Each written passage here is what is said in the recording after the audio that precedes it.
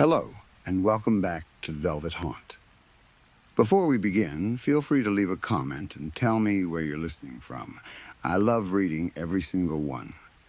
If you enjoy chilling tales that linger in the velvet dark, don't forget to like the video and subscribe to the channel. Turn on notifications so you never miss a new story.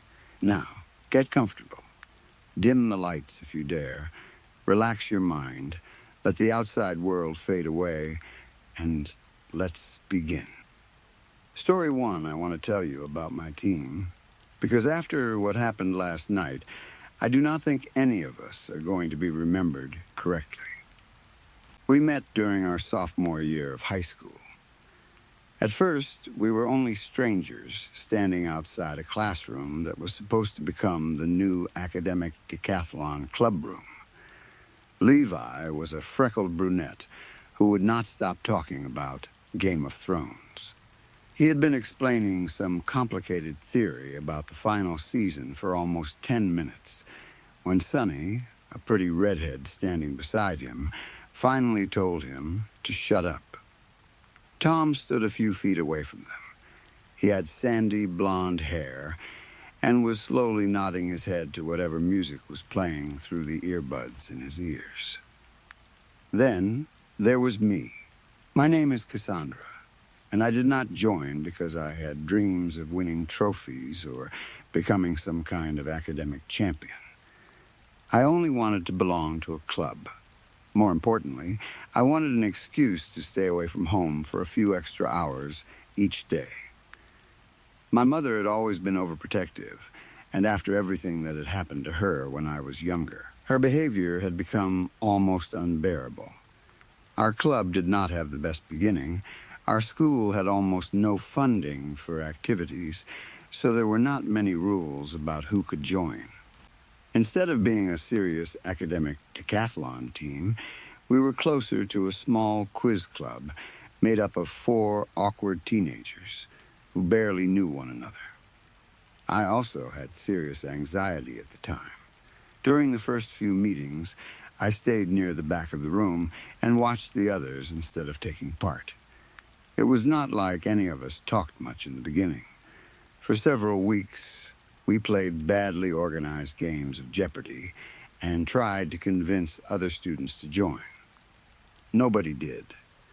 It was only the 4 of us, which made it difficult for anyone at school to take us seriously. According to what we found online, a proper academic decathlon team was supposed to have 9 members. The students were normally divided into groups based on their grades. We did not even have enough people to fill half the team. When we brought our request to the principal, he laughed at us. To his credit, he still allowed us to register as an official club, though I always believed he did it because he felt sorry for us. Once the club was approved, we began meeting after school. At least, we tried to. Sonny missed almost half the meetings. Levi treated every session like a comedy show, and instead of studying, he spent most of the time telling us strange stories about his family's ongoing conflict with another family in town. The principal gave us a tiny, unused classroom at the end of an old hallway. There was a rat living beneath the floorboards. We could hear it scratching under our feet whenever the room became quiet. There was barely enough space for the 4 of us. The room held 3 desks, which meant Sonny and I had to share one, along with a whiteboard that was so wide we had to turn it sideways to push it through the door. Spending 3 hours trapped in that room together should have been miserable. Still, I wanted to be part of something. My parents had been obsessed with board games when I was growing up, so I was good at general knowledge. I knew useless facts about history, animals, geography, and old movies. I was not amazing at mathematics or science, but I could answer enough random questions to make myself useful. The problem was that our club did not begin as an academic club. It was more like a story club. On my 3rd day, I arrived late, carrying a box of quiz cards from home. When I opened the classroom door, I found Tom and Sonny sitting in complete darkness, staring at Levi as if he had put them under a spell. Nobody had even turned on the lights. I squeezed into the seat beside Sonny just as Levi said there was blood all over the floor, and my mother told me to go upstairs and hide under the bed. Levi was sitting on top of a desk with his legs swinging beneath him. He had a whiteboard marker between his teeth. Every few minutes, he jumped down and drew part of the story on the board. Unfortunately, all his drawings looked like stick figures. I will not explain every detail of Levi's childhood, but he came from a family that used unusual methods to earn money. I met his father several times after we became friends, and the easiest way to describe the Costello family would be to say they had the same energy as a crime family from a television show. Levi's long personal story had absolutely nothing to do with the club, but it brought us closer together. It also made it much harder for me to leave. At that point, I had already considered quitting several times. However, walking away from the others did not feel easy. Being with them was like accidentally finding people who had been missing from my life. Levi was not the only member with a strange background. Sunny Lying had once trained to become a K-pop idol. Her mother had grown up in Korea, though Sunny's family had later moved to Boston. When Sunny was younger, she joined an entertainment agency that was preparing to create a new girl group. She made it through several rounds of auditions and reached the final training stage. Then the agency removed her because they believed she was too heavy. Sunny told us the story with a smile, but there was an emptiness behind her eyes that I could not ignore. The other trainees had bullied her. The strict diets and exhausting training schedule had nearly destroyed her health. For a long time afterwards, she suffered from a serious eating disorder and hated her own body. She had lived in a tiny apartment with 9 other girls. All of them were competing for the same chance to debut, and they tore one another apart because they had been taught that friendship was less important than success. According to Sunny, the other girls eventually debuted. Naturally, we begged her to tell us their names. She refused and said she had signed an agreement that prevented her from talking about the agency or the group. The one thing she did tell us was that a K-pop idol was treated like a product instead of a person. The agencies changed how the trainees dressed, ate, spoke, smiled, and behaved until they became something that could be sold. Sunny said she had no interest in throwing away her humanity to become a manufactured doll. So one member of our club was the son of a criminal family, and another was a former idol trainee. Tom was an aspiring horror writer whose older stepbrother was famous. Most of Tom's stories began with sentences like, "This one time when I was at the Met Gala," or "My brother took me to a film premiere, and you will never believe who was there." When it became my turn to tell them something interesting, I only had one unusual fact about myself. I could smell when something bad was about to happen. They laughed when I said it. I was serious. When I was a child, I smelled my mother's brain tumor. Her head smelled like spoiled milk. I remember asking her why her hair smelled moldy. She laughed and told me it was probably her shampoo. It was not her shampoo. Doctors later discovered a grade 2 tumor growing inside her brain. Thankfully, they found it early enough to remove it. My mother survived, but after that I began paying more attention to smells.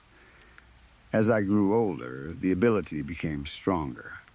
A little girl who later choked on a bus smelled like burned wood.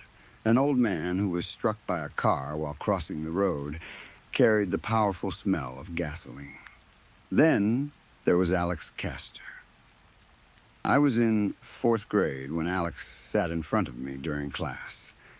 He smelled like lemons all morning. The scent was so strong that I had to cover my nose. I could barely concentrate on the teacher because every breath filled my mouth and throat with that sharp, sour smell. Alex had always smelled strange to me. When I first met him, it was only a weak scent that I could not identify. Over the following months, it changed into something like orange peel and wet soil. Then, on the morning he died, it became lemons. During recess, Alex climbed onto the jungle gym. I watched him lose his balance and fall headfirst onto the concrete below. He was dead before the paramedics arrived. Our teacher tried to perform CPR, even though blood was pouring from his ears and part of his brain had been damaged by the impact. The school called it an accident. Maybe it was, but Alex might have survived if someone had not built the jungle gym directly above solid concrete. I told my teammates about Alex while we were sitting in the local bar one afternoon. We were not old enough to be there, but Levi could get us into almost any place in town. I never asked how. Levi sat opposite us in the booth. Tom, Sonny, and I were squeezed together on the other side. Our waitress kept offering us free milkshake refills while staring nervously at Levi. I had no idea why she seemed afraid of him.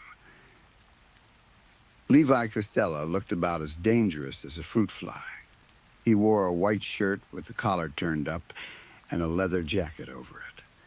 Instead of looking like the son of a crime family, he looked like a rebellious student from an expensive university. He leaned forward and raised one eyebrow. "You can smell bad things? Yes, so you're some kind of stink psychic?" I shrugged and drank my milkshake. Sure, I did not tell him that our club room had smelled wrong on the first day. Once we finally began treating the club seriously, Levi surprised all of us. He was the smartest person on the team. As we spent more time together, I also learned that his family was well known throughout our town. Most people did not speak openly about them, but everybody seemed to understand what the Costellas were capable of. His parents hid it well. Lucy and Michael Costello owned a popular ramen restaurant. To anyone who did not know them, they looked like two successful and friendly business owners. Lucy was a beautiful brunette with perfect lipstick and a calm smile. Michael had thick hair, expensive glasses, and the kind of face that looked as though it belonged in an advertisement. They were extremely protective of Levi, their youngest son. The first time we visited their home, Lucy served us food and smiled while saying, "You understand that if anything happens to Levi, we will consider all of you involved." Sonny turned so pale that I thought she might faint. Lucy and Michael laughed. "We're joking," Michael said. "Look at your little faces." I am still not convinced they were joking. Being Levi's friend was difficult in the beginning. One night, Tom and I were studying in Levi's bedroom when an alarm suddenly filled the house. Red lights flashed across the walls. Every door and window locked automatically, trapping us inside. I had no idea what was happening. Levi barely looked up. He was standing in front of a whiteboard, turning several chapters of information from our textbooks into simple drawings and short notes. "My parents are handling something," he said casually. "What are they handling?" I asked. "Family stuff." The alarm continued for almost 20 minutes. After that, I started bringing earplugs whenever we studied at his house. Despite the alarms, locked doors, suspicious visitors, and occasional fear that someone might shoot through a window, the Costello home slowly became a second home to us. Levi was not only intelligent. He was the kind of intelligence that belonged at an Ivy League university. Having him on our team felt like finding a winning lottery ticket. I wish the story I am telling was only about Levi's family. They are part of what is happening, but this really began with the 2024 Scholastic Decathlon Final in our town. The two schools involved were Starbrook High School and Ratcliffe High School. The incident that happened last night has already been covered up. Every video recorded on a phone was destroyed. Our town is small, isolated, and difficult to find through normal internet searches. We also have our own version of the academic decathlon because the schools here do not have enough money to participate in the larger official competition. The four of us were desperate to compete against other schools. That meant we finally had to take the club seriously. We found a coach named Mr. Haynes. He did not want the job at first. "You will hate me as your coach," he warned us. He began by recruiting more students. Then he walked into our club room and announced, "If you want people to treat this like a real club, I'm taking control from now on." He kept his word. With his guidance, and often his brutal honesty, we improved enough to compete against other teams in town. What none of us understood at first was that Mr. Haynes was completely obsessed with winning. Our relaxed meetings became 2-hour study sessions with no talking. After that, we played what he called Mr. Haynes Jeopardy, which was the same game without any of the fun. He tested us constantly. He threw answer cards onto our desks, shouted practice questions without warning, and treated every wrong answer like a personal betrayal. I hate admitting it, but his methods worked. Maybe he brainwashed us a little, but with Levi as our strongest member, we destroyed most of our competitors. Our town's competition had 10 main subjects, including language and literature, mathematics, social science, economics, art, music, interview, speech, and essay. Unlike the official academic decathlon, our version was designed more like a game show. A team member could be removed after answering incorrectly. The team with the highest number of correct answers won. Our lives became a routine of tests, study sessions, practice speeches, and quizzes. That brings me to last night. The final competition was held inside the auditorium of Ratcliffe High School, the reigning champion. We were close to winning the 2024 championship. I had already been eliminated during the music section. I stood beside Mr. Haynes, who looked as if he might stop breathing from excitement. That was when I smelled lemons. At first, I tried to ignore it. The scent grew stronger every time my teammates answered correctly. This was not the normal smell of fresh fruit. It was sharp and burned, almost like lemon oil mixed with hot metal. It entered my nose, coated the back of my throat, and made it difficult to think. It was stronger than the smell surrounding Alex Castor on the day he died. This scent felt large enough to fill the entire auditorium. "Are you all right, Cassandra?" Mr. Haynes nudged me while one of the Ratcliffe students struggled to answer a question. Sonny reached for our buzzer and gave the correct answer before the other team could respond. "You look pale," he added. I forced myself to smile. "I'm just nervous." My eyes were fixed on the Ratcliffe coach. She was a frightening-looking blonde woman who leaned down and whispered into the ear of one of her students. The student was unusually tall, with dark blonde hair and large eyes that did not seem to blink. He stared constantly at Levi, who was smiling proudly from behind his podium. A smaller girl sat near the tall boy with a laptop resting on her knees. Every few minutes he bent towards her, and they whispered to each other. Ratcliffe scored another point, and their side of the auditorium erupted in cheers. During the break, Our team gathered near the side of the stage for a quick meeting. Sunny said she needed to use the restroom and hurried out of the auditorium. As she left, I noticed a Ratcliffe girl with a high, bouncing ponytail following her. The smell of lemons was still thick in the air. I ignored Mr. Haynes's speech and followed them into the hallway. I found the two girls standing in an awkward position. The Ratcliffe student had pinched part of Sunny's dark blue team shirt between her fingers. Sunny looked confused, her mouth open as though she was about to shout. When the girl noticed me, she quickly released the shirt. "Oh, I'm so sorry," she said with a nervous laugh. "There was a huge spider crawling on your back." Sunny looked at me and gave me a small, reassuring smile. "Thanks," she told the girl, though she stepped farther away.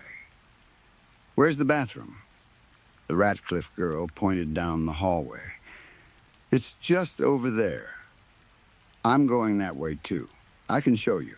Sunny motioned for me to return to the auditorium. "Sure," she said to the girl. "That would be great." I tried to follow them anyway. Sunny coughed loudly and gave me a warning look.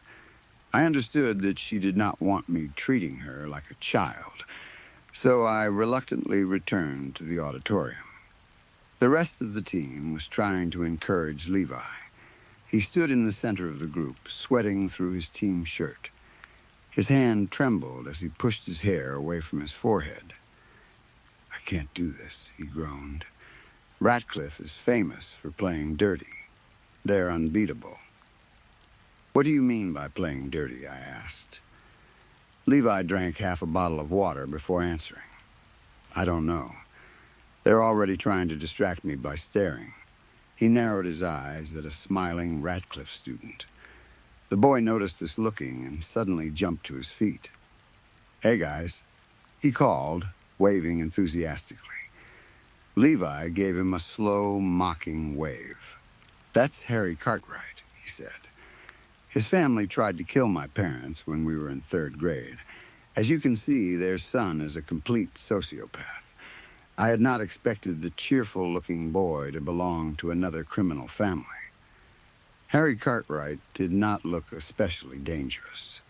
Unlike the rest of his team, he wore ordinary clothes instead of a uniform.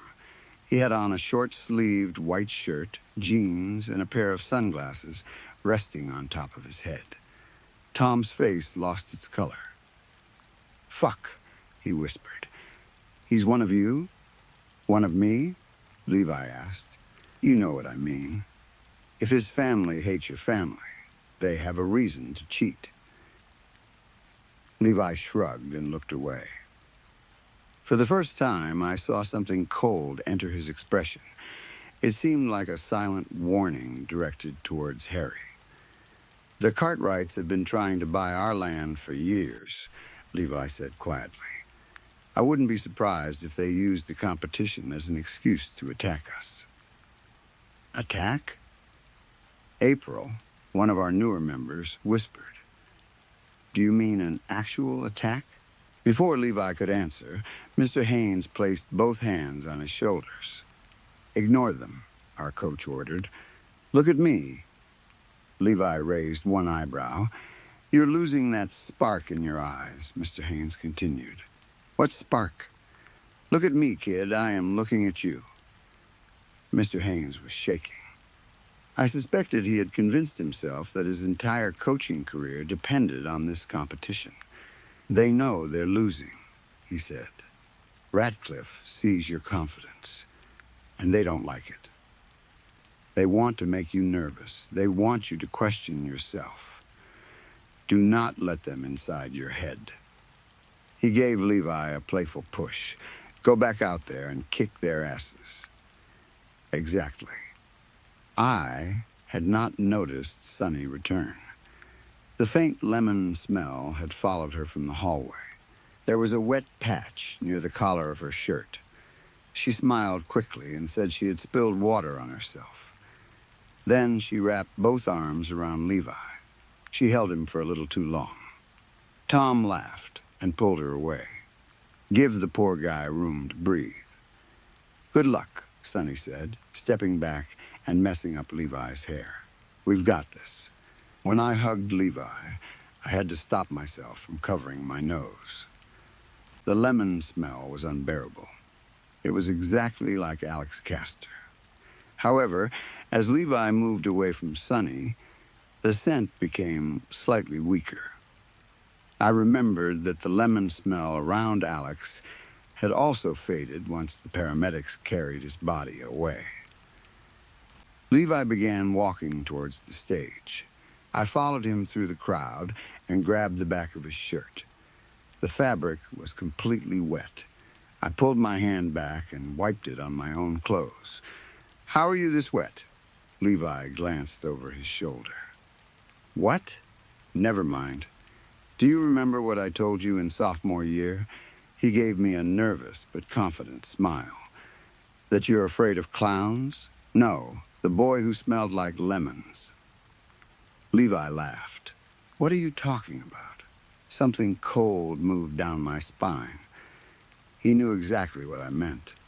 Only the day before, he had mentioned my strange sense of smell in front of his parents, and I had covered his mouth to make him stop talking. I leaned close to his ear. You smell like rotten lemons. He slowly nodded and stepped away. Thanks. Frustration rose inside me. You don't understand. This is serious. Starbrook High School, the host announced. All remaining members, please return to the stage. Levi lifted his hand for a high five. Can we talk about this later? I'm busy carrying this spelling bee on my back. He winked. I gave him a weak high five and watched him climb onto the stage.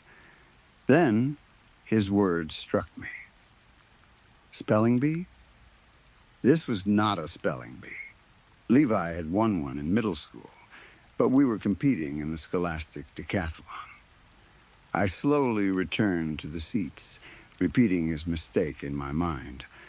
By the time I sat beside Mr. Haynes, the lemon smell had disappeared. He handed me a soda. Relax, Cassandra. It's only a game. That was easy for him to say. He was drinking his fifth cup of coffee and shaking so badly that some of it spilled onto his trousers. To my surprise, the next part of the event went normally. I expected a light to fall from the ceiling or a fire to break out in the crowd. Instead, our team continued performing well. We were not simply surviving. We were winning. Near the final round, Sonny answered a question incorrectly and joined me on the sidelines. Levy answered the next one with a confident smile. Ratcliffe could still catch us, but they would need something close to a miracle. The second to last question went to Ratcliffe. The host looked down at his card. Where on the human body would one find the orbit? I knew the answer. Levy knew it too. I saw a smile appear on his face while the Ratcliffe student hesitated. Our buzzer sounded as Levi slammed his hand down. The host turned towards him. Starbrook, may I have your answer? Levi nodded and gave our team a victorious grin. He stopped.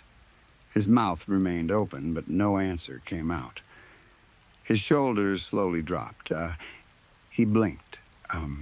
His head tilted slightly to one side. A hollow emptiness appeared in his eyes. It looked as though someone had reached inside his skull, pulled out everything that made him Levi, and left an empty body standing behind the podium. He frowned at the buzzer as if he had never seen it before. Then, he pressed it again. The sound echoed through the auditorium. Levi began to giggle like a small child. The audience laughed nervously. Tom leaned towards me. What the fuck is he doing? Levi hit the buzzer again, then again, then again. His body sagged over the podium while he repeatedly slapped his hand onto the button. Something wet gathered on his chin. Is he drooling? I whispered. Mr. Haynes looked horrified. Has he been drinking? Levi? Tom almost shouted. Drinking? Whatever we were seeing had definitely been caused by something, but alcohol made no sense. The buzzer sounded over and over. The host's patience disappeared. Young man, that is not a toy. Levi only smiled wider. Starbrook High School, I need an answer, the host said. He stepped farther away from Levi, almost as if he believed the boy might be contagious. Once again, where on the human body would one find the orbit? Levi turned his head. He looked up at the bright lights above the stage and winced. His smile changed into a confused frown. Starbrook High School, the host repeated. Levi jumped at the sound of his voice. Then he leaned his head back, blew a childish raspberry, and said, Palm tree? The audience laughed. I felt sick. Across the auditorium, the Radcliffe coach was smiling. Levi pressed the buzzer again and giggled. The host pointed at him. If your team member continues behaving this way, I will be forced to disqualify Starbrook High School. Levi stopped. His eyes locked onto the host. His hand slowly moved towards the buzzer. The entire audience waited. He wouldn't, Tom whispered. For 1 second, the auditorium became completely silent. Then Levi stuck out his tongue and slammed his hand onto the button repeatedly. Tom rushed onto the stage and dragged him away from the podium. At the same moment, the Radcliffe girl with the ponytail hit her buzzer. Starbrook High School is disqualified, the host announced. Radcliffe High School, do you have an answer? The ponytail girl smiled. The answer is the eye socket. The orbit is part of the eye socket. That is correct. The host was no longer looking at her. His eyes remained fixed on Levi. Radcliffe High School wins. The Radcliffe side of the auditorium exploded into cheers. Levi jumped at the noise. His eyes widened, and he tried to hold on to the buzzer as though it were the only safe object in the room. Mr. Haynes looked ready to faint. I barely noticed Radcliffe celebrating. I was watching our team captain, the same boy who was supposed to attend an Ivy League university, stare at the ceiling and smile like a newborn baby. Tom dragged him towards us. This was Radcliffe, right? He demanded. He shook Levi, who twisted and struggled in his grip. Did they put something in your drink? What did they do to you? Drugging Levi's water did not make sense. He had never left the auditorium, and he had carried his bottle with him the entire time. How could anyone have added something without us noticing? Had my ability allowed me to smell the moment our competitors attacked him? Giving someone drugs was illegal and dangerous, but it did not explain the lemons. I don't think Radcliffe did anything, Sonny said as she moved beside me. I've been watching them. They seem harmless. Tom looked at her in disbelief. Then how are we supposed to explain this to his parents? Levi continued fighting to reach the buzzer. When Tom released him for 1 second, Levi dropped onto his hands and knees and began crawling towards the podium. He looked like a child determined to annoy every adult in the room. Then he suddenly jumped to his feet and reached the buzzer again. The host shouted for someone to remove him from the stage. Our entire team lowered our heads in embarrassment. Mr. Haynes caught Levi and pulled him away. I expected the coach to scream at him, but the anger had disappeared from Mr. Haynes's face. He looked frightened. He forced Levi into a sitting position and pressed a phone to his ear. No, I don't think this is alcohol, I heard him say. Levi kept trying to stand. His eyes remained fixed on the buzzer. Mr. Haynes gently pulled one of his eyelids open. "Sit down," he told him. "Stay still." Then he returned to the call. "From what I can see, nothing is obviously wrong. He's just acting." Mr. Haynes rubbed his wet hands against his trousers. Wet, the Ratcliffe team approached us while he was still speaking. I heard him whisper into the phone. "Water?" "No, I don't think it's water. It smells strange." "No, I haven't contacted his parents yet." "You guys did amazing," the ponytail girl said in an overly sweet voice. She held the 2024 trophy against her chest and smiled proudly. The other Ratcliffe students stood around Harry Cartwright as if they were protecting him. "Better luck next time," she continued. "No hard feelings?" Harry's eyes moved towards Levi, who had escaped Mr. Haynes again and was running back towards the buzzer. "Control your dog," Harry said. There was amusement in his eyes. He watched our coach chase Levi as though the entire situation had been arranged for his personal entertainment. I looked away because the embarrassment was almost painful. "What did you put in his drink?" Tom demanded. "Weed? Pills? Something else?" He tried to push Harry, but another student shoved him back. "What the fuck did you do to him?" Tom shouted. Harry's smile never changed. "Like I said, control your mutt." The Ratcliffe team walked away. A few minutes later, the school told our red-faced coach that we were no longer welcome inside the building. Tom suggested calling an ambulance, but Mr. Haynes hesitated. We all understood why. Levi's family did not respond normally when something happened to their son.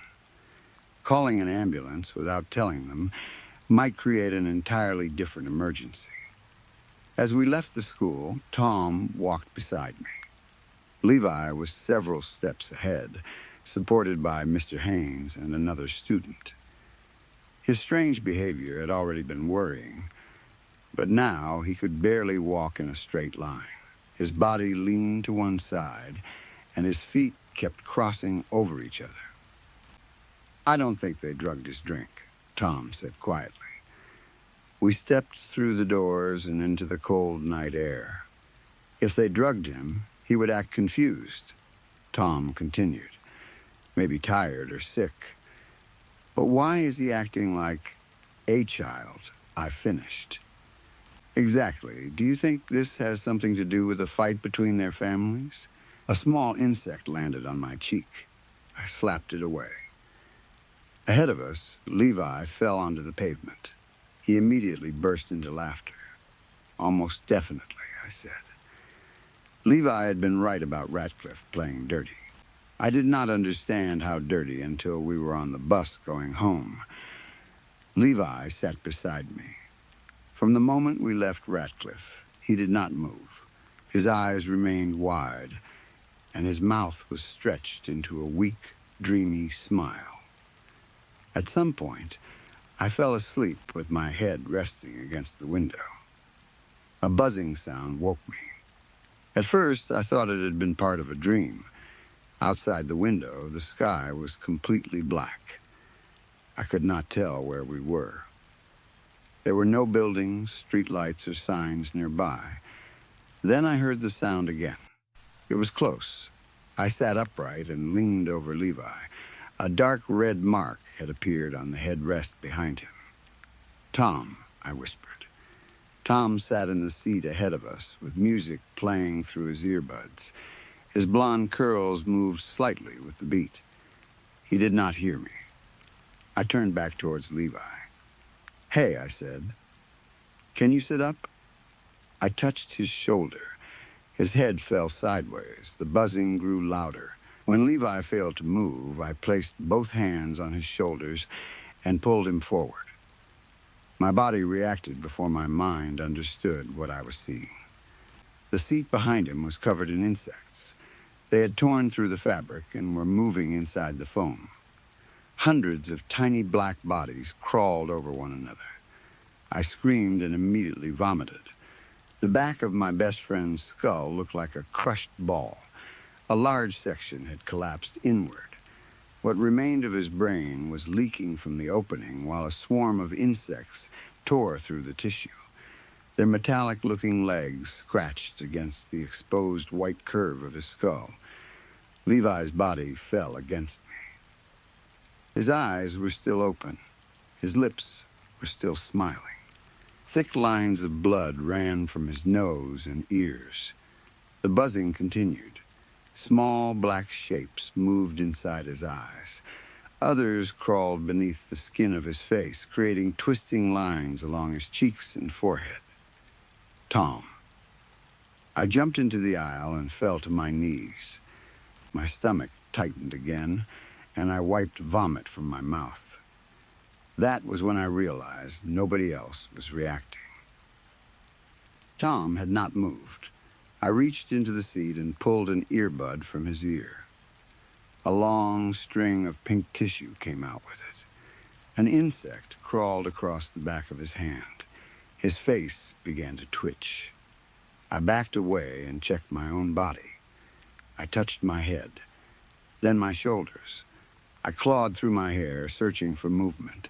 I checked my arms, legs, and feet. My hands shook so violently that I could barely control them. Mr. Haynes was slumped against the window. Reddish foam bubbled from his lips. I looked towards the back of the bus. Sunny? She did not answer. I moved down the aisle, but I stopped as soon as I saw her. Her head hung forward. Half of her skull had been eaten away. Her face had been torn open until part of the bone beneath it was visible. In the darkness, her damaged jaw looked like a wide, skeletal smile. A thick black stain covered the window beside her. The stain was moving. I ran towards the front of the bus and screamed at the driver to stop. He ignored me. Instead, he pushed harder on the accelerator. I grabbed the back of his seat and leaned towards him. An insect crawled down his cheek. I called emergency services. The operator laughed when I told him what was happening. Bugs are eating your friends? He repeated. Do you know the punishment for making prank calls? This isn't a prank, I screamed. Please track the phone. Stop the bus. He ended the call. The bus continued driving. I remained near the front while the insects took over the seats behind me. For hours, I listened to them feeding on my teammates. The sound was worse than the screams would have been. There was constant chewing, scratching, and buzzing. After 4 hours, I forced myself to look over the seat near Tom and check Levi again. The insects were still eating him. They had chewed through his skin, muscle, and bone. I tried to stop the bus several more times, but the driver's hands were locked tightly around the steering wheel. Even when I pulled at his arms, his fingers would not release their grip. Another hour passed. Blood flowed down the aisle in thin streams. The insects crawled through it. By then, Levi was gone. There was no body left in his seat. In its place was a moving mound of black insects. I expected them to spread to another victim or disappear into the seats. They did neither. The insects began to shake. Then they started joining together. At first, the pile looked like dark television static. Gradually, the shape became more solid. Something red formed beneath the insects. Muscle, then came bone. Then skin. A body slowly began to rise from the remains of my dead friend. I stumbled backwards. The insects had not been eating Levi Costello. They had been rewriting him. I am still on the bus while writing this. I am almost certain that I have been infected by whatever those things are. I cannot stop itching. Every few seconds, I feel something crawling across my skin. I keep picking the insects off, but more appear. The bus is not going to stop.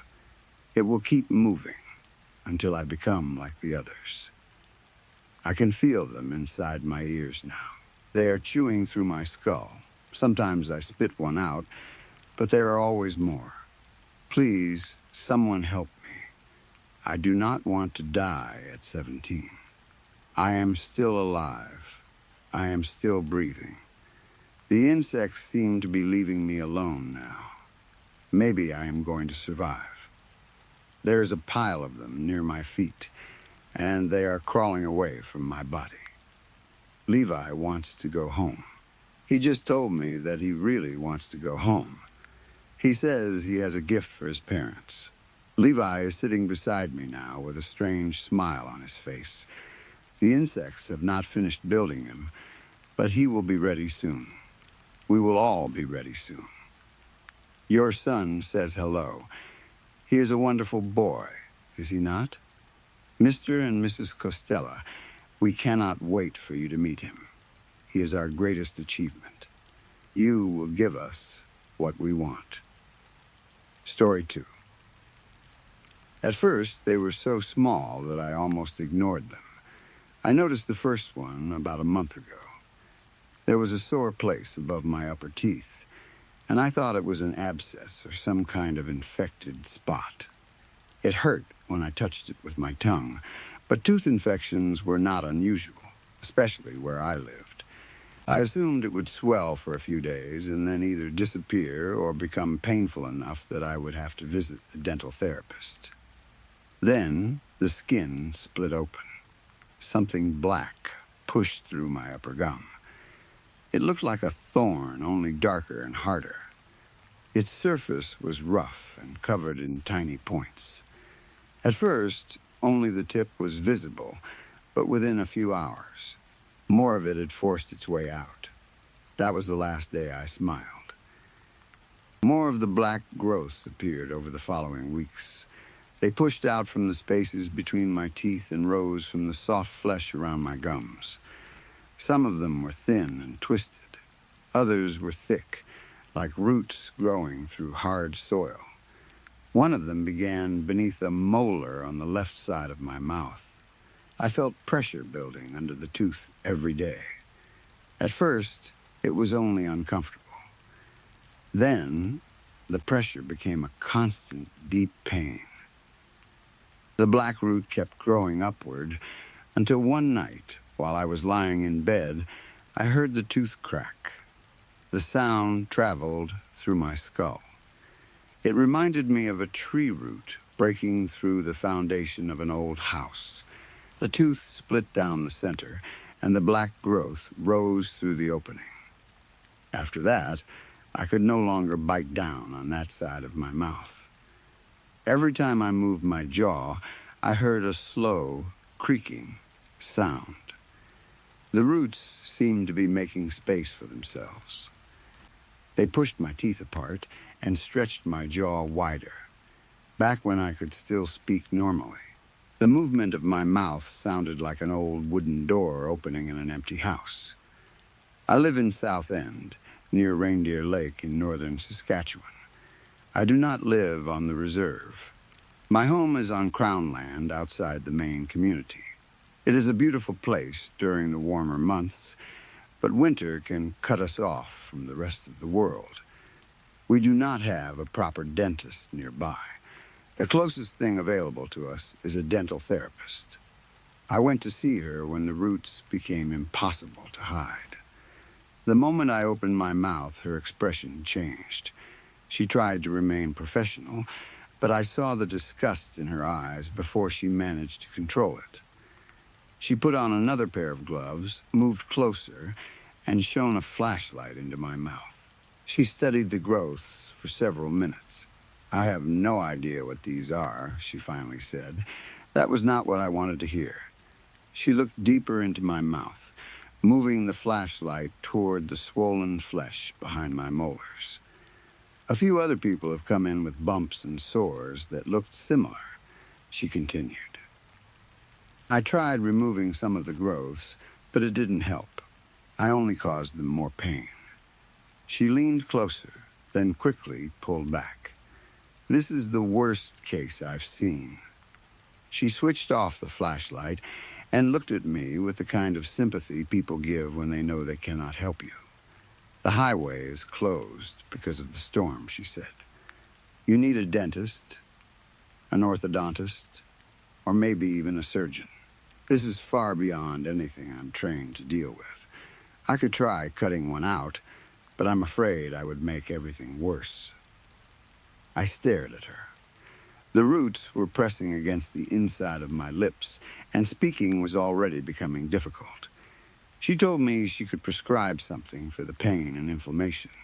She also said she would ask about having me flown out, but the blizzard had grounded every aircraft in the area. We have to wait for the weather to improve, she said. Until then, you'll have to hold on. Is there really nothing you can do? I asked. Even that short sentence made my gums feel as though they were tearing. She released a tired breath and shook her head. I'm sorry. There is one other possibility, but I don't know if you'll consider it. I waited. You could visit one of the Timiwak shamans. I've heard that some of the other people with these sores have gone to them. There was no chance I was going back to the Timiwak. I had visited them during the previous summer when a terrible sore throat had spread through the area. Their settlement was located on Price Island, a small piece of land in Reindeer Lake. Most outsiders did not even know the settlement existed. Only local people knew where the Timiwak lived or how to reach them. According to Cree elders, the Timiwak had arrived in the region around 700 years ago. They were said to have traveled north from the area around Cahokia and settled close to Deep Bay. Deep Bay lies near South End, at the southern end of Reindeer Lake. Millions of years ago, a meteor struck the Earth there. The impact created an almost perfectly round crater. Water eventually filled it, forming a bay that reaches a depth of roughly 720 feet. It is the deepest known body of water in Saskatchewan. There are many stories about Deep Bay. Some people talk about strange currents that pull boats toward the center. Others claim that enormous creatures swim beneath the dark water. There are stories of lights appearing below the surface and voices calling from the shore during storms. Most local people treat the bay with respect. The Timiwak worship it. Their shamans are some of the strangest people I have ever met. They live apart from everyone else and follow beliefs that are very different from those of the Cree communities around them. When I visited them for my throat, they gave me a cup filled with thick black liquid. They claimed the water had been collected from the deepest part of Deep Bay. The Timiwak are not Cree, though they have adopted parts of the Cree language over the centuries. Even the name Timiwak came from something the Cree once called them. The pronunciation changed over time as English speakers began using it, but I was told that it originally meant something close to the Deepwater people. I do not speak Cree well, but I have heard it throughout my life. I recognize some common words, names, and parts of the traditional stories. When the shamans handed me that cup, they spoke a phrase that included the name Misi Kinepikwe, the Great Serpent. In the stories, the Great Serpent is an ancient spirit connected to the deepest waters of the earth. The Timiwak believed it had first arrived from the heavens, crashing into the ground where Deep Bay now stood. Some people saw the Great Serpent as a dangerous and chaotic being that deserved caution. The Timiwak believed the opposite. They said it was the source of order and divine power. They claimed it controlled rain and had brought medicine into the world. Some of them even believed the serpent had created their people. I could not understand everything they said when they handed me the drink. I did not know whether they were claiming the cup contained the serpent's venom or water from the place where it slept. At the time, I did not care. I was desperate, so I drank it. I should have listened to the Cree elders. They had warned me to stay away from the Timuak. They taught that the great serpent deserved both respect and fear. They said the Timuak had misunderstood the old teachings and were not worshiping the same spirit described in the stories. According to the elders, the Timuak had twisted everything. Their rituals were backwards. Their beliefs were dangerous. They had mistaken something evil for something holy. The black drink made me sick for an entire week. It was more bitter than anything I had ever tasted. The moment it touched my tongue, the muscles in my mouth tightened. It felt as though my tongue had curled up like a dead spider. I vomited until there was nothing left in my stomach. Throwing up while my throat was already raw was horrible, but it was still nothing compared to the pain caused by the roots. I had no intention of allowing the Timuak to treat me again. I pressed the dental therapist for another answer. I asked her to make a guess, even if she was not certain. She suggested it might be a fungal infection. Because other people had developed similar sores, she worried it could be contagious. She told me not to touch my mouth and to wash my hands as often as possible. Before I left, she injected a numbing medicine into my gums. The medicine reduced the pain, but it also made one side of my mouth hang open. I could not close my lips, which left the black growths fully visible.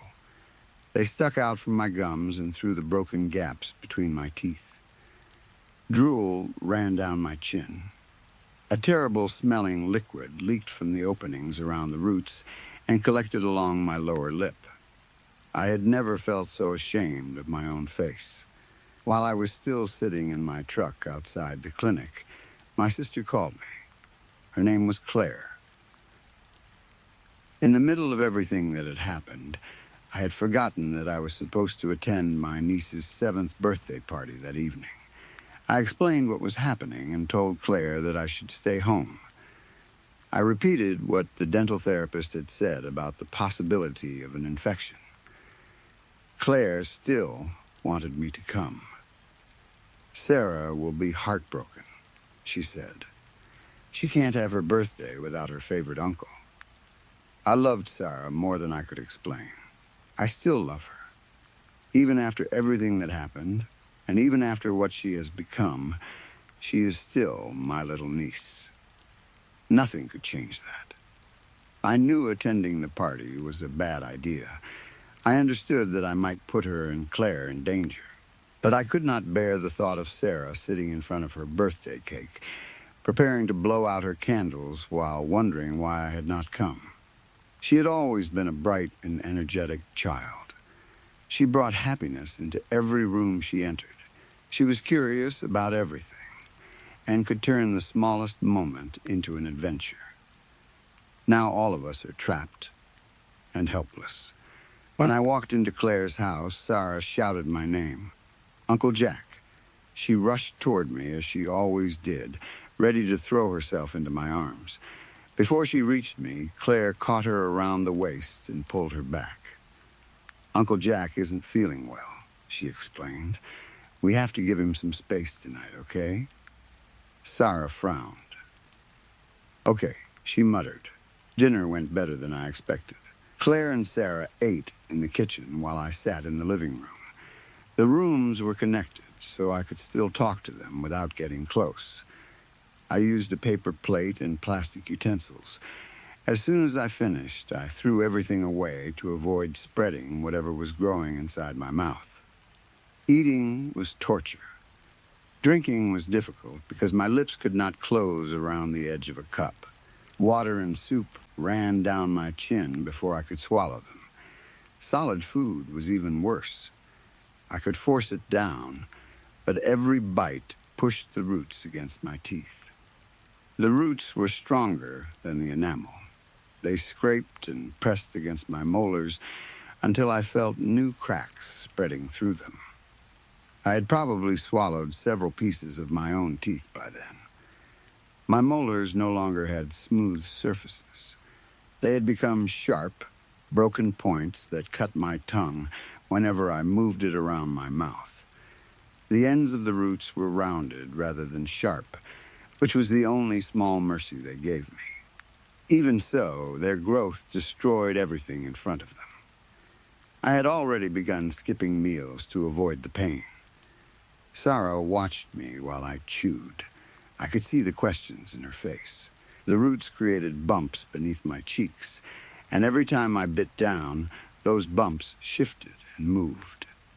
I tried not to react to the pain. I did not want her to know how bad it was. Eventually, I swallowed the food in large pieces because I could not continue chewing. I coughed and nearly choked, but pretending everything was fine seemed better than frightening her. It was a bitterly cold night near the end of November, and the blizzard outside was growing worse. Claire lit a fire in the living room. She had already placed a Christmas wreath above the mantel. A wooden crucifix rested in its center. I am not a Christian, but that night I found myself staring at the carved figure of Jesus. The firelight moved across his thin wooden face. Shadows gathered beneath his eyes and around the nails in his hands. For a moment, I began whispering a request for help. Before I finished, Sarah interrupted me. Tell the story about when you saw the Mushinigoshu. I had avoided speaking for most of the evening. Whenever I needed to answer someone, I kept my lips together and mumbled through the smallest possible opening. I did not want Sarah to see the roots. Claire gave me an encouraging nod. It was Sarah's birthday, and she loved that story. I had told it many times, but I could not refuse her. I sat back and tried to keep my mouth partly closed as I began. It wasn't just a Mushinigoshu, I told her. It was the Mushinigoshu, the Deep Bay monster. Sarah leaned forward. Your grandfather and I were on Deep Bay one spring, I continued. We almost never went onto the bay during that season because of the rain and sudden storms. But Granddad said he had something special to show me. I slowly forgot about my mouth as I spoke. We sat in the boat all day, right in the middle of the bay. If somebody had looked down from the sky, it might have seemed like the earth was swallowing our tiny boat in a huge black mouth. I did not notice the concern growing on Sarah's face. The sun was almost gone when Granddad finally said, Sorry, son. I was sure it would appear this time. He started the motor and turned the boat toward shore. I leaned closer, becoming caught up in the old story. That was when we saw it. A huge sheet of wet black skin rose from the water. The waves struck against its sides, covering it with white foam. From far away, someone might have mistaken it for a strange wave, but it was right beside our boat. I opened my mouth wider. It was as big as a house, Sarah. Her expression changed from excitement to terror. Uncle Jack, what's wrong with your mouth? Then she screamed. Tears immediately filled her eyes. She ran to Claire and buried her face against her mother's chest. From behind Claire's arm, she continued looking at me. The roots were no longer hidden. They had slipped between my lips while I was telling the story. Black, twisted pieces rose between my teeth and curled around my gums. Claire stroked Sarah's hair. It's all right, she whispered. Uncle Jack is sick. That's all. I had become too excited while telling the story. It was a tradition in our family. In every version, a father drove the boat while his son watched the monster rise from the water. My father had told it to me, and I had always imagined telling it to Sarah until she was old enough to tell it to someone else. I had wanted to see her reaction to the ending. She never heard it that night. She never will. I would give anything to tell her the story again and finish it properly. I left soon after that. Sarah still waved goodbye, though she remained behind her mother. I mumbled an apology and tried not to look directly at her. Seeing her afraid of me hurt more than anything the roots had done. She was my little friend, my favorite person in the world. I hated my mouth. Claire gave me a small nod as I walked out. Her eyes seemed to say that she understood and did not blame me. I could not sleep after returning home. My body had already developed a tolerance for the pain medicine, and the roots hurt almost as much as the guilt. I lay in bed and stared at the ceiling while the wind struck the walls of my house. I kept hoping the storm would end during the night so I could be flown south and treated. The longer I remained awake, the darker my thoughts became. I started wondering whether I could cut away my own jaw. Slicing through my lips and cheeks seemed possible. The bone would be the real problem. I wondered whether I could break it with a hammer or saw through it before the pain made me stop. I knew I would probably bleed to death. No doctor could reach the town, and there was no safe way to leave. I became frightened by my own thoughts. At least at that time, the roots had not taken away my ability to choose. My phone rang sometime after midnight. The sound pulled me away from those terrible ideas.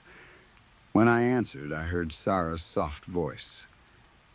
"I'm sorry I got scared of your mouth, Uncle Jack." She was whispering. "I know you're sick, and I hurt your feelings. I don't like when my feelings get hurt, especially when I'm sick. It isn't nice to hurt somebody's feelings. I'm very, very sorry." Claire had not told her to call me. Sarah had a strict bedtime of 9 o'clock, and it was long after midnight. She must have slipped out of her room, found the phone, and called me without waking her mother. That was the kind of child she was. She had been lying awake, worried that she had hurt me. She was so kind and innocent. She did not deserve any of what came next. I realized we had both been awake because of guilt. In that moment, I felt as if our lives had always been connected. Perhaps our fates were connected too. "It's okay, Sarah," I mumbled. "My mouth does look pretty scary." She giggled. "Honestly, I thought you had worms growing in there." Despite the pain, I laughed. She laughed with me and apologized one more time. I had been at the lowest point of my life before she called. Her voice lifted me out of it, just as she had lifted my spirits so many times before. After we hung up, I decided I would survive. No matter how much the roots hurt or how large they became, I would continue fighting. The next morning, I went to the store for bread. I thought that if I held small pieces in my mouth long enough, they might become soft. Then I could press them into balls with my tongue and swallow them without chewing. A man stood behind me in the checkout line. I noticed him watching me. He leaned to one side and then the other, trying to see around my shoulder. I kept my face lowered. The roots had grown during the night. One black tip now stuck beyond my lips. My mouth could no longer contain it, so I tried to hide it by looking at the floor. Without warning, the man placed a hand on my shoulder and turned me around. I wanted to shout at him, but opening my mouth would have shown everyone in the store what was happening. He released me and stared closely at my face. His eyes settled on the black root trapped between my lips. His jaw dropped. Then, slowly, the corners of his mouth rose into a smile. "Seer," he whispered. I studied him for the first time. He had long black and gray hair that hung wildly around his head. His skin looked worn from years spent outdoors. He wore jeans and a jacket made from animal hide. A coiled serpent had been painted across the bridge of his nose. I recognized the design. Similar symbols had been found on old objects near Cahokia. I had also seen that mark on people who came into Southend for supplies. The man was Timiwak. I turned away. He looked fascinated by my condition, but I had no interest in standing there while he watched me like an animal in a cage. I assumed he was mentally unwell. At the time, I had no idea what he meant when he called me a seer. Had I understood, I might have run. I paid for my bread and hurried outside. While sitting in my truck, I saw the man leave the store. He stared at me with the same excited expression, then slowly walked away through the snow. That was not the last time I saw him. Claire worked as a nurse at the local health center. That evening, she called and told me she had to stay late. Sarah's babysitter needed to leave, and Claire asked whether I could watch her daughter and put her to bed. Once again, I did not want to go. I feared frightening Sarah, and I was even more worried that the roots might be contagious. But Claire had no other choice. When I arrived, Sarah apologized again. I told her she had nothing to be sorry about. She said I could speak normally around her and promised she would not become frightened. I opened my mouth and stopped hiding the roots. Sarah kept her promise. It was a relief not to press my lips tightly against the hard growths. Hiding them had caused even more pain. For the first time in days, I allowed my mouth to hang naturally. I must have looked horrible, but Sarah treated me like the same Uncle Jack she had always known. Children can accept things that adults struggle to understand. They often see the person beneath an illness or injury before they notice anything else. After persuading me to let her stay awake a little later, Sarah suggested we play charades. It seemed like a good idea. We could remain several feet apart, and I would not have to speak much. During my turn, I remembered one of the old stories about Deep Bay. My grandfather used to tell it as a warning about traveling across the bay. According to the story, a whirlpool could form above the deepest point and pull boats beneath the surface. Sarah loved that story. I swung both arms in large circles. She stared at me, confused. I brought my arms closer to my body and spun around while slowly lowering myself to the floor. Her eyes widened. "Whirlpool," she shouted.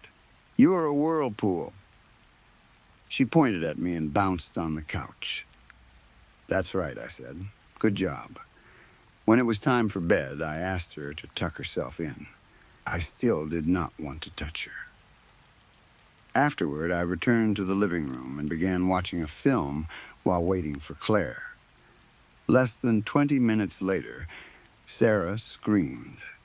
It was a sharp, piercing sound unlike anything I had ever heard from her. It was not the cry of a child who had hurt herself. It was the sound of pure fear. My heart seemed to drop before I even stood up. I ran down the hallway and opened her bedroom door. Sarah was hidden beneath the blankets. Her entire bed shook as she trembled. "Sarah, what happened?" "The window," she cried. "Uncle Jack, look at the window." I climbed onto the bed and looked outside. At first, I saw nothing except faint white marks on the snow. They looked like pale footprints leading across the yard. "He was staring through my window," Sarah sobbed. "Who was staring?"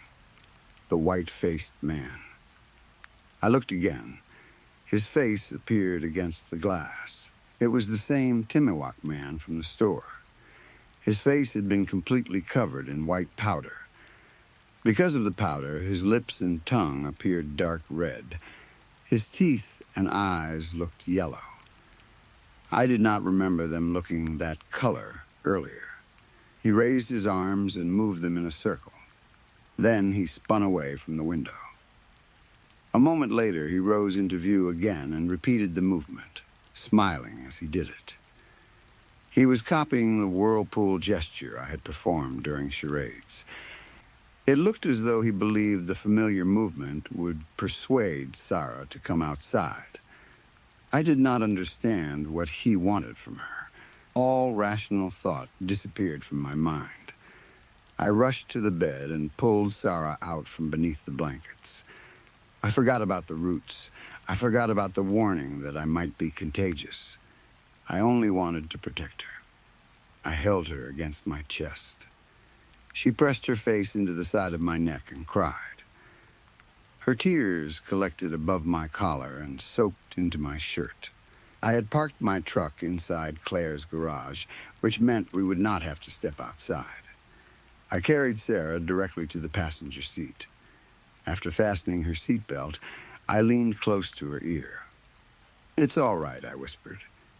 "I'm going around to the driver's side, and then I'll take you somewhere safe. I'll handle this."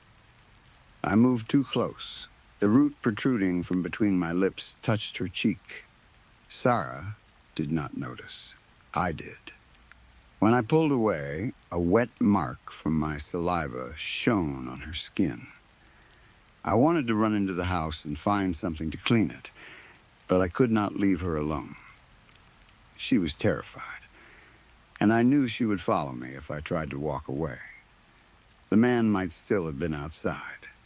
I had to drive. "I am so sorry, Sarah." We headed to the health center where Claire worked. I called the police while driving and reported the man. Everything happened so quickly after that night that I never learned whether the police found him. It does not matter now. As soon as we entered the health center, Sarah ran toward her mother. Claire lifted her into her arms and kissed her cheek. She kissed the exact place where the root had touched Sarah. My stomach tightened. I still did not know whether the condition could spread from person to person. Technically, I still cannot prove that it does. But it must. I told Claire about the man at the window and explained how I had accidentally touched Sarah's cheek with the root. I could see fear entering her eyes. She told me not to blame myself, but her voice had changed. I did not tell her that she had kissed the same spot. I did not have the courage. I hoped neither of them would develop the roots. Claire and Sarah stayed at my house that night because none of us felt safe returning to theirs. I did not sleep. Claire and Sarah must have slept for at least a few hours. Otherwise, one of them would have noticed the changes sooner. Sarah woke before her mother. She walked out of the bedroom, rubbing her eyes. She still looked exhausted and confused by what had happened the previous night. "I have the worms in my mouth too, Uncle Jack," she mumbled. She placed one finger against the corner of her bottom lip and pulled it down. Hard black spirals had already risen from her gums. She did not need to show me.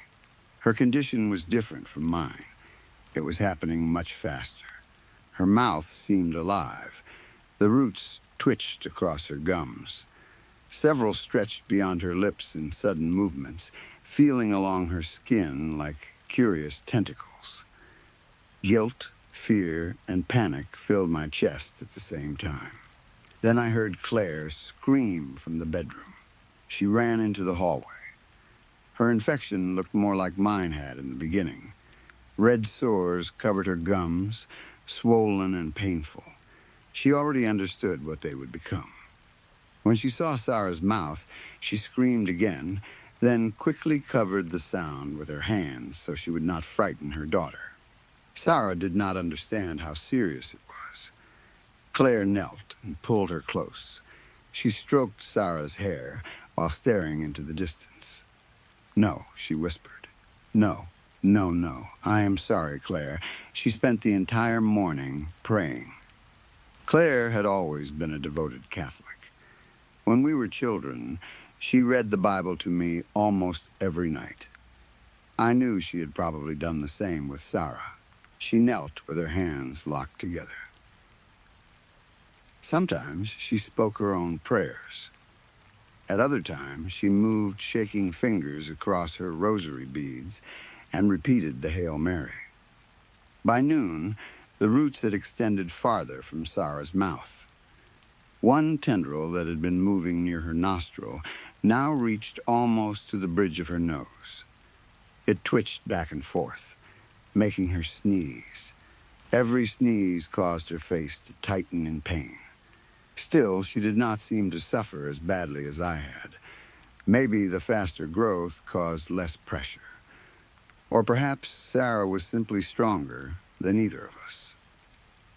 Claire also noticed how quickly the roots were spreading.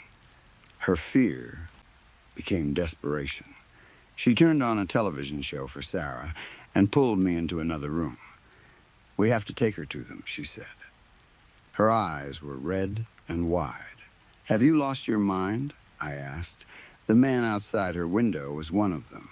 "You want to bring Sarah directly to those people?" "They know something about this," Claire replied. "Everyone else who developed these sores went to them. None of those people have returned." "That's because of the blizzard," I said. "They're probably trapped on the island without food. Or they're being treated." Her voice shook. This was completely unlike my sister. Claire had never gone to the Cree elders for spiritual help. She certainly had never trusted the Timuak.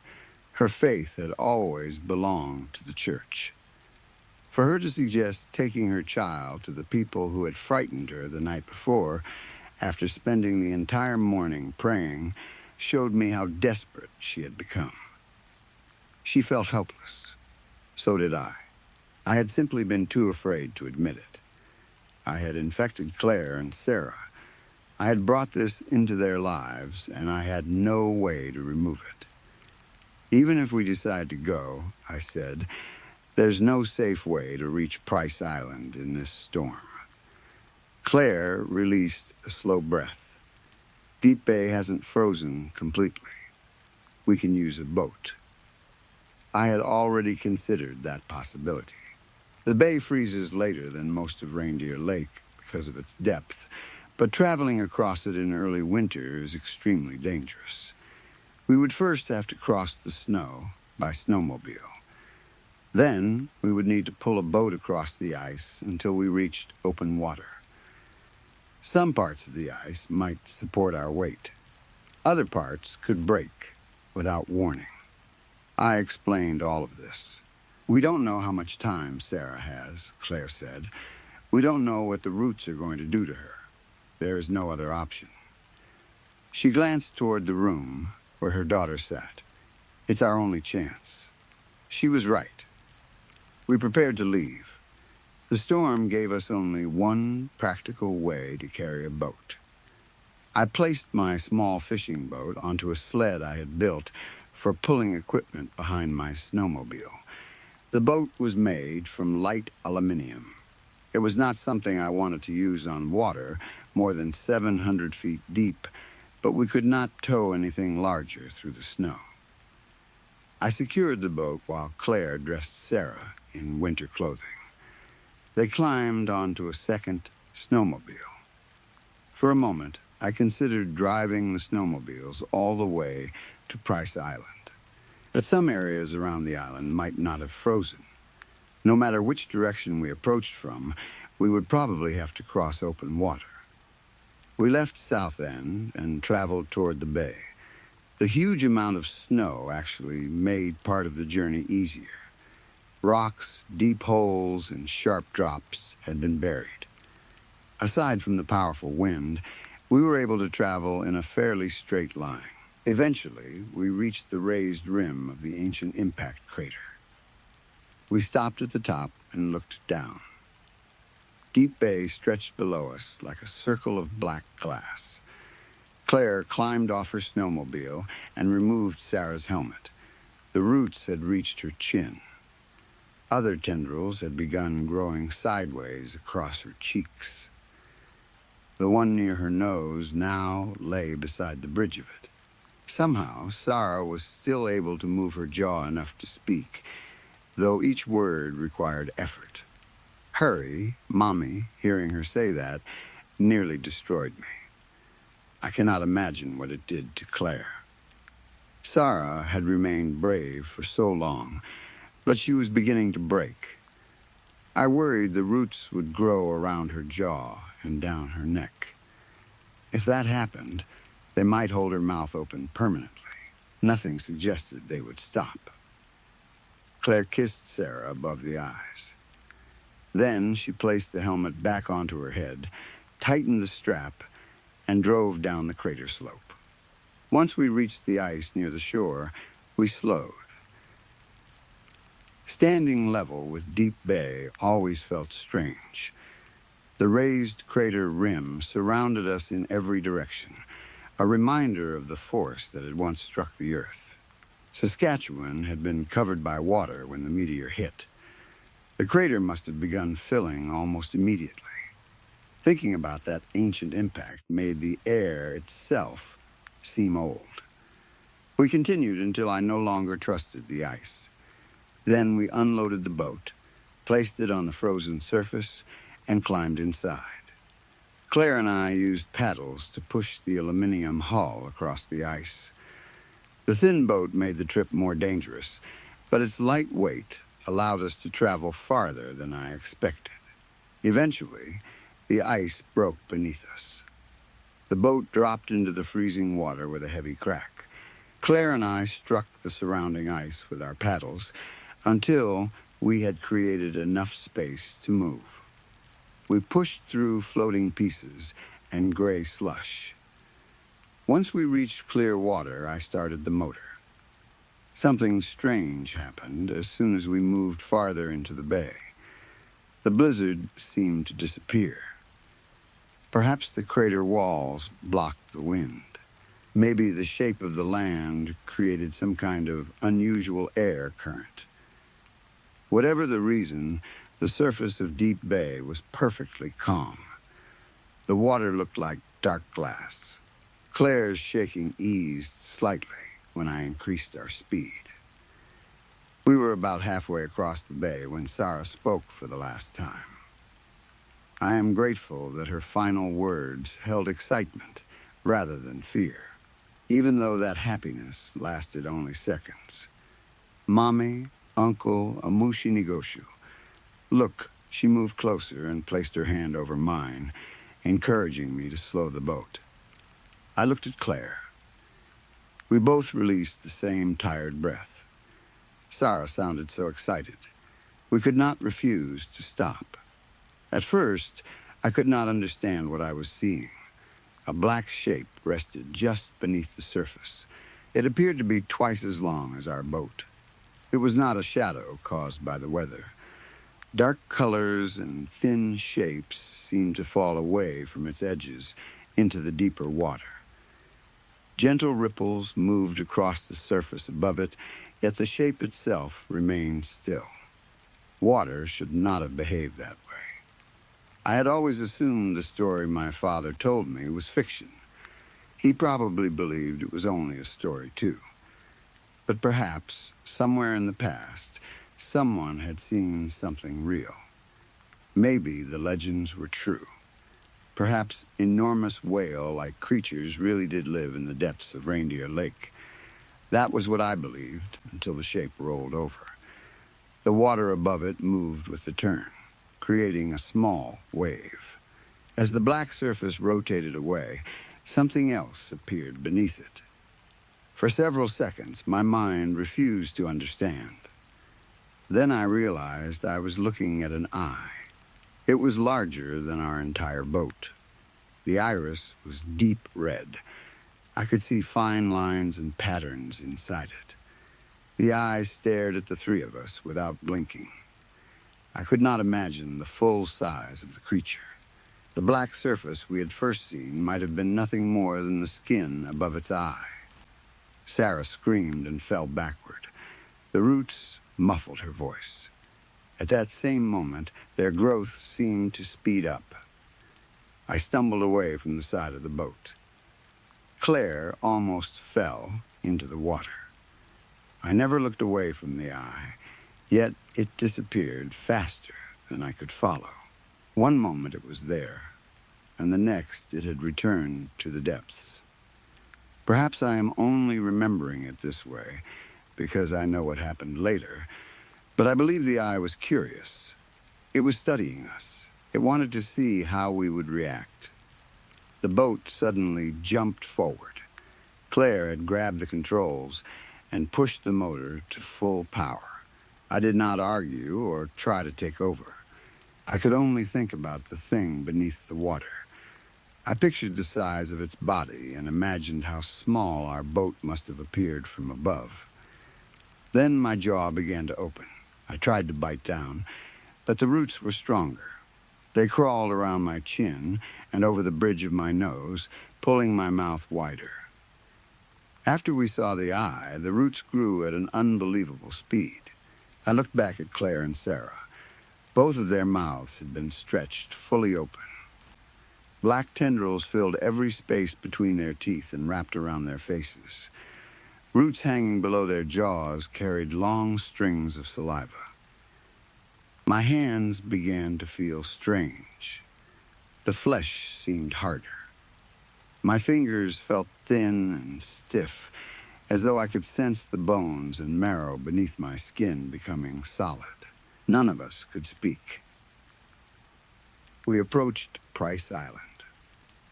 3 figures stood on the snowy shore. They were Timuok shamans. I recognized them from my visit during the summer.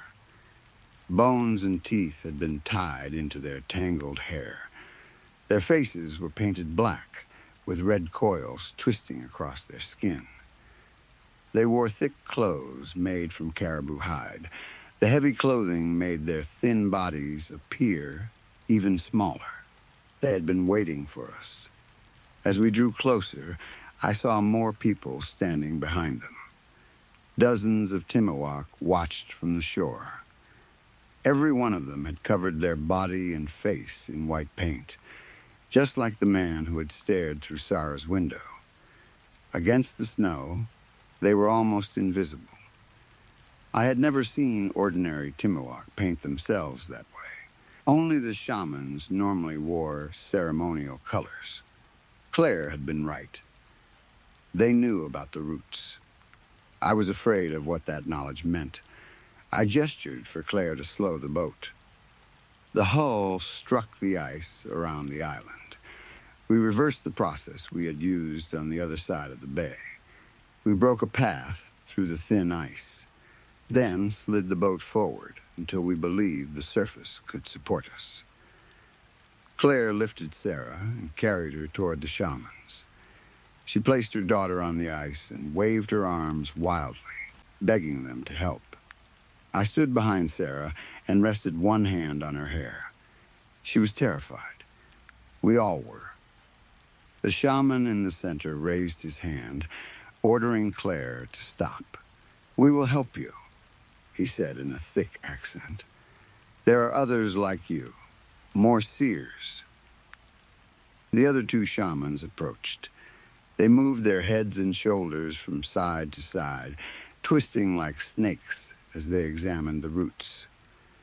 Claire pointed urgently at Sarah. The child moved slightly away from me, allowing the shamans to see her face. A terrible mass of roots now covered her mouth and extended down her neck.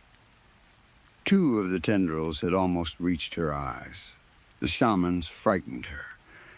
Their painted faces and strange movements would have frightened any child. But Sarah remained still and allowed them to inspect her. "She is healthier than both of you," the central shaman said. He pointed at her. "The medicine must spread completely before healing can begin." The other shamans ran their fingers along the roots growing from Sarah's mouth. Then, the central shaman turned toward the white-painted people behind him.